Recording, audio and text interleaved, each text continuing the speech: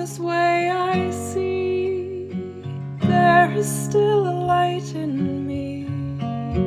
Carry onward thankfully and let the light see what it sees. So one of the questions we wanted to start with is the process of setting up a meditative practice or trying to create an arc of a practice, and especially in the beginning, the struggle of doing that, to kind of take something up that doesn't really have a concrete reason to do it in many ways. Like you don't necessarily get the fruits of meditation straight away or of a practice, and there's nothing necessarily motivating you from outside. It's not like going to water your plants is a clear outcome of why you're going to do it.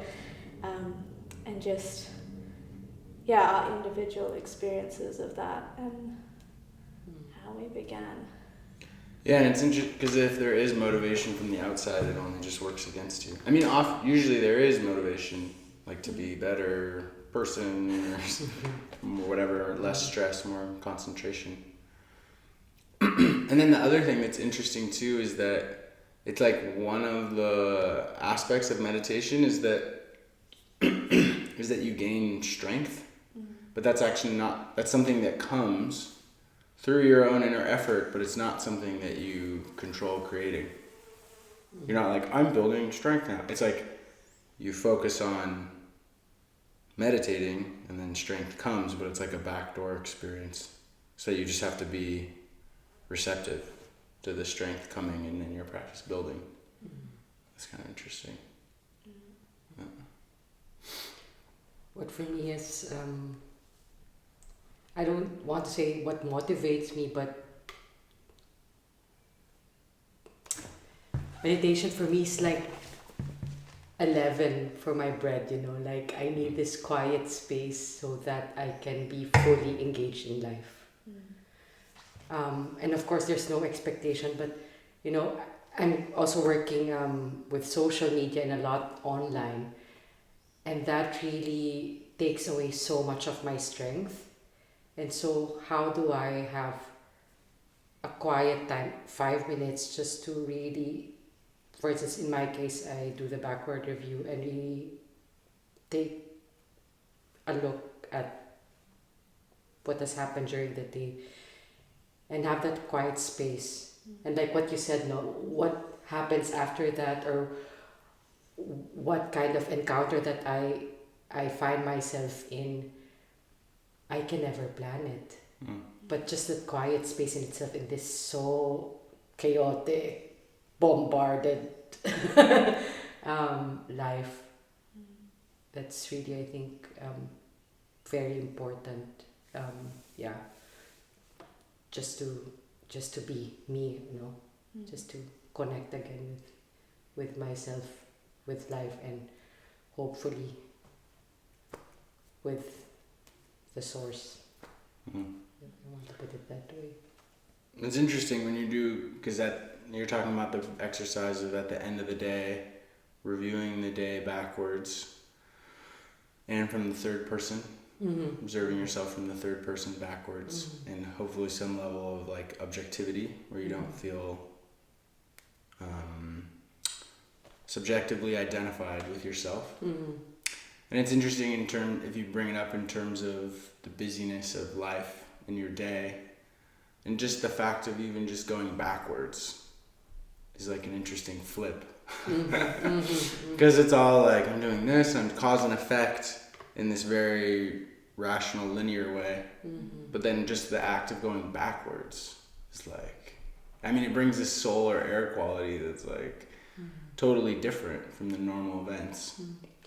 And it also made me realize, like, oh man, most of the time I'm not conscious.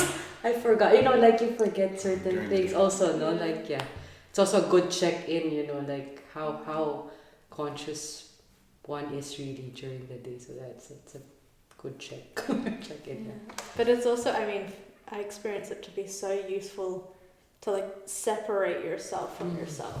Like I think we're so involved in ourselves, and especially during the day we're going through things, we're so locked in our own little realities and the things that are getting to us or not, but this like capacity to just, okay, I can see myself as if I'm more of an objective quality, and you're not so emotionally locked in. I think it's quite helpful to realize that you're not as, that part of you isn't as important maybe as, it's not the full picture, because like the ability to be able to have that link to move away from yourself in a way gives you this, oh right, there's more to me than just this being trying to get through the day and do my different tasks. And that's like that quality or that ability to do that gives some kind of like reassurance or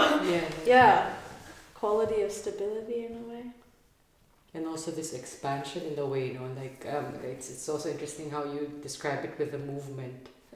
No, it's an expansion also that getting out of the smaller I into the higher self in relation to the whole. So this expansion, I think we lack this really nowadays. Now we're so like sometimes also very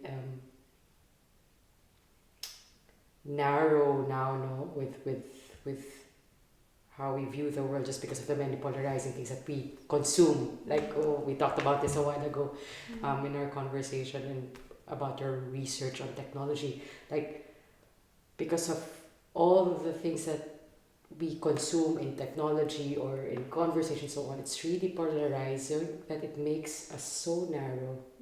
And this exercise of just 5 minutes, 10 minutes after a full day's work, having that bird's eye view and tapping into that expanded self that is really breathing into life in a way, just like it's and I think this is where the strength also comes in, unexpectedly or Well, yeah, because who's the one who's watching yourself during the day then?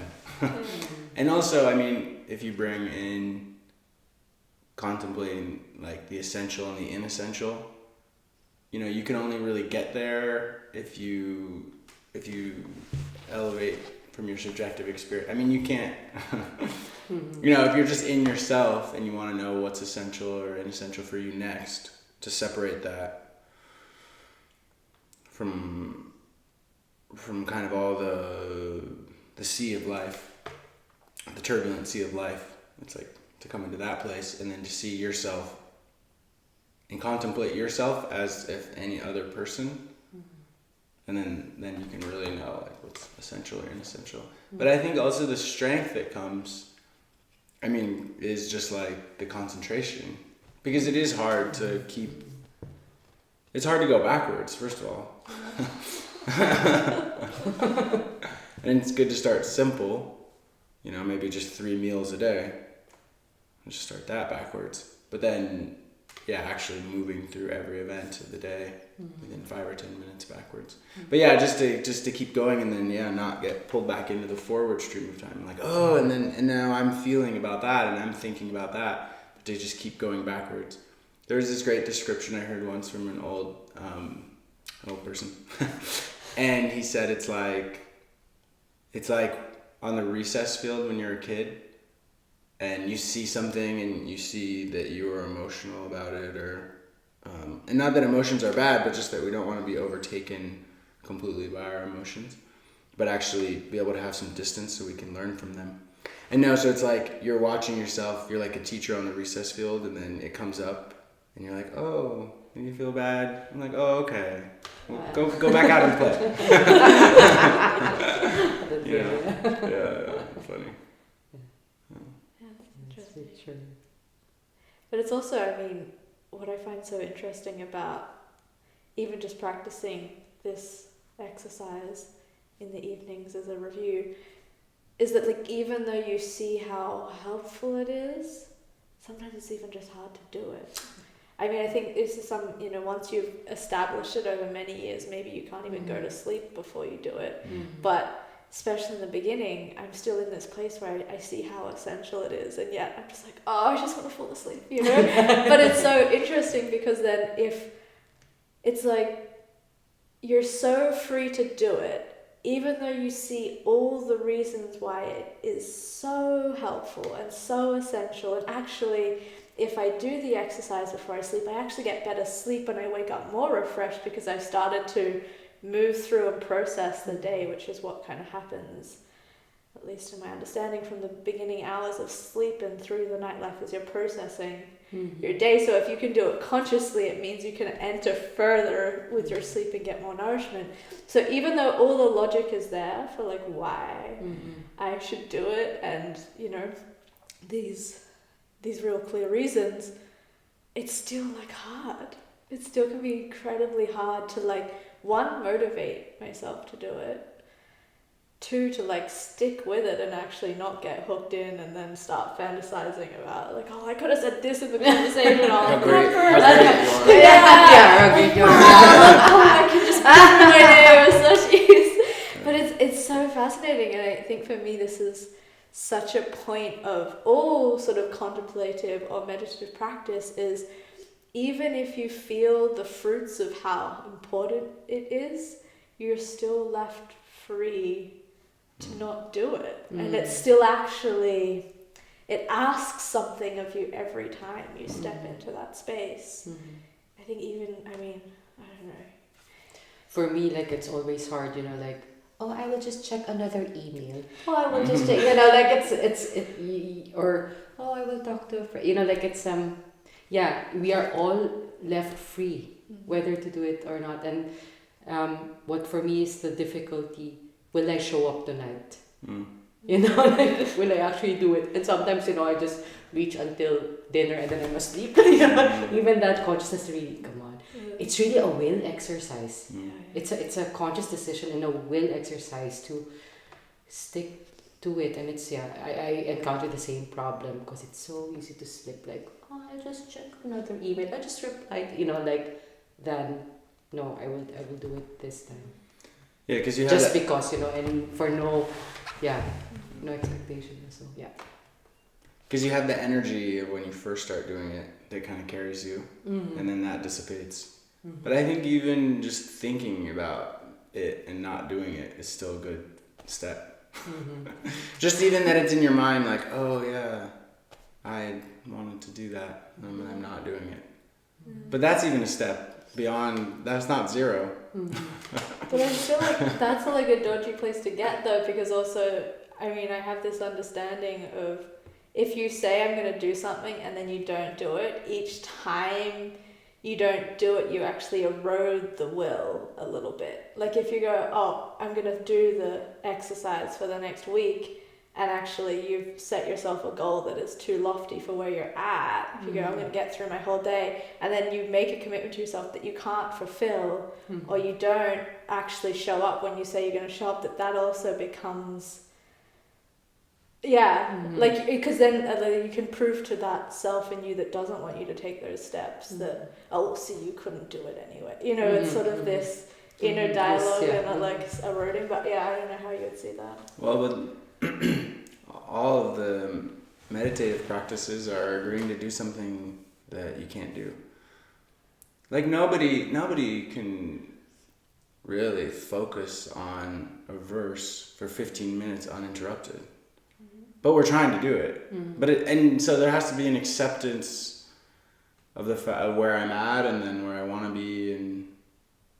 But yeah, it's like we're not going to have an uninterrupted consciousness, and the distractions are constant. You know, it's like we don't want to go through life all happy all the time, because then we wouldn't learn anything. So it's like, true. So no, I mean it is dodgy, but yeah, it's like, well, just like, I mean, it's yourself. So you're just meeting yourself. I decided to do something, and then there's another part of me that doesn't want to do it, and they're right there, like right in your face. Like right in your face. Hi. And so then you can turn away from it. It's like such a strong tendency to turn away. Right. And go back to something that will soothe you. But yeah, to really face that and keep choosing to face that. And I think that facing it is actually not, it's not just will, but actually, like Rudolf Steiner recommends, to actually cognize the tendency to turn away from yourself. So actually, once you bring it into your conscious from your unconscious, that's like the most powerful tool. Just to think about it and be like, I mean, yeah, it's like naming it. Isn't there some weird quote like that? Naming it, you got it, or something, I don't know. But yeah, so if you understand something through cognition, I mean, it's like a light. Because we're talking about our shadow aspects. Because you decided to do something and you can't do it. So Make a shadow. So it's like your unconscious. So then the way that it's like the distractions, they're your unconscious, and then once you notice them and you start noticing them, and then maybe you even start noticing their archetypal power or direction, then you start to understand them through like illumination, through cognition, and there's like an intimacy that's created there. And then I think through being intimate, it's like you can forgive yourself. Because you have to forgive yourself at some point. And then right there, when you can forgive yourself, I think you learn to love, you know. And then the will's not even a question. If you love something, it's not really a question of will. Yeah, it's just, I mean, the will is a question because the will is so there. So it's kind of like, well, do you love doing the exercise? You know, because I have that too, and it's really bad with the night because you could keep putting it off because you know you have to go to sleep eventually. You don't have to wake up eventually in the morning. I mean, wait, what? Yeah. I still want to wake up. Wait, you do have Because to they have tasks, no? Yeah, wait, that doesn't Ezra work. lives in a different reality. Different reality. How does that work? You know you have to wake up and you know you have to go to sleep. But it's like those are givens.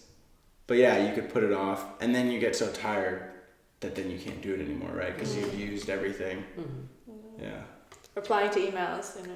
Yeah, replying to emails. But you know, just to touch on that, it's when we recognize the difficulties or our weaknesses going through it, it's like knowing yourself, no? So that's a step of knowing yourself. And I think, I'm touched by how you said it also, like, a part of the journey is actually forgiving ourselves and that there's always tomorrow. Hopefully, that when we wake up. So when we wake up, like it's, that we can forgive ourselves. Okay, now it didn't work, and then, okay, let's do it again tomorrow. Yeah. I think that is what makes us human, the striving.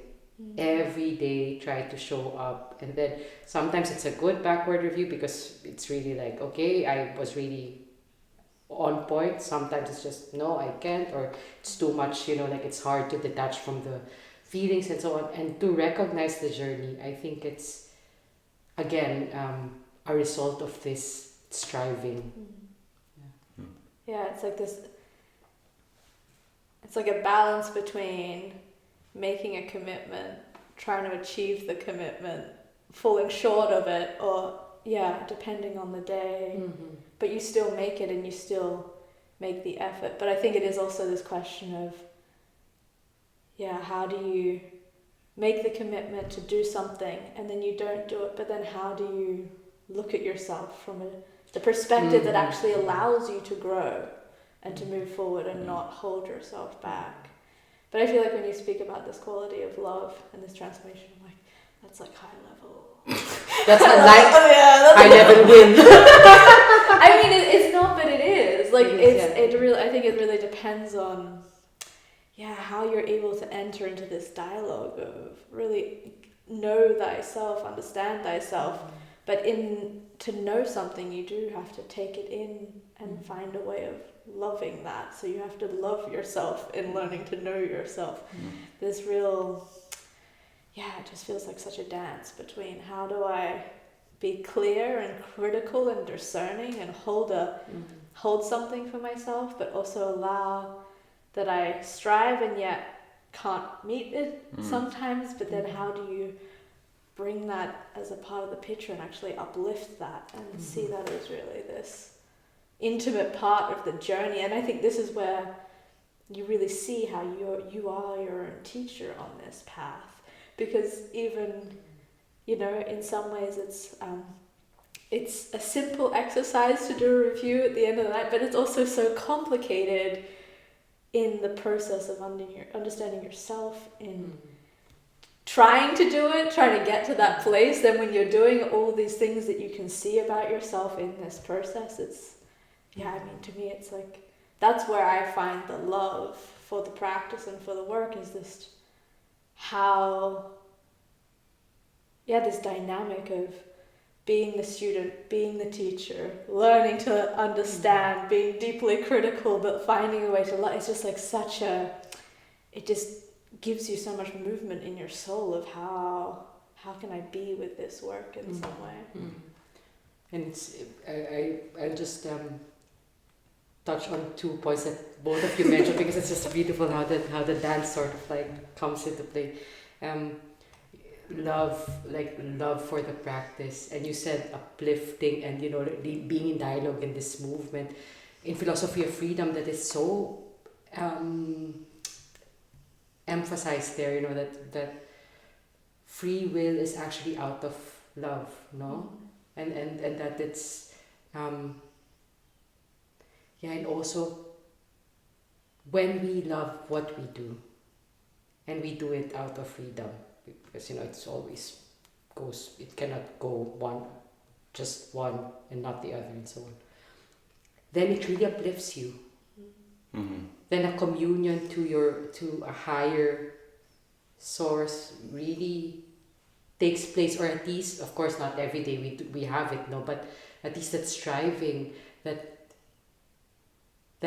humanizes us, and that means not just the beautiful aspects, not just the light aspect, but also the dark, the difficulties, our shadows, and so on. Recognizing these aspects, and how do we shape it now, knowing these two, how do we shape our life now? Walking home this way, I see there is still a light in me. Carry onward, thankfully, and let the light see what it sees.